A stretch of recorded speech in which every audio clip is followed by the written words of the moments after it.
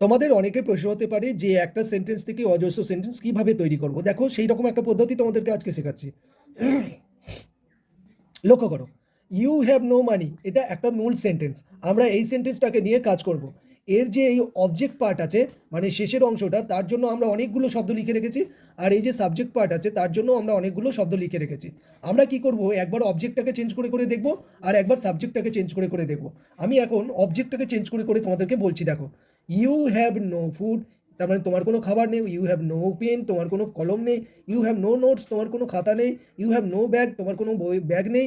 You have no shoes, তোমার কোনো shoes নেই। ইউ হ্যাভ নো পাওয়ার, তোমার কোনো ক্ষমতাই নেই। এবারে দেখো আমরা কি করব, অবজেক্টটাকে চেঞ্জ করব না, সাবজেক্টটাকে চেঞ্জ করে যাব। যেরকম দেখো, ইউ হ্যাভ নো মানি, তোমার কোনো টাকা নেই। উই হ্যাভ নো মানি, আমাদের কোনো টাকা নেই। দে হ্যাভ নো মানি, তাদের কোনো টাকা নেই। আই হ্যাভ নো মানি, আমার কোনো টাকা নেই।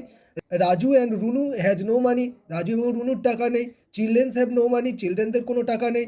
The girls have no money, মেয়েগুলোর কোনো টাকা নেই।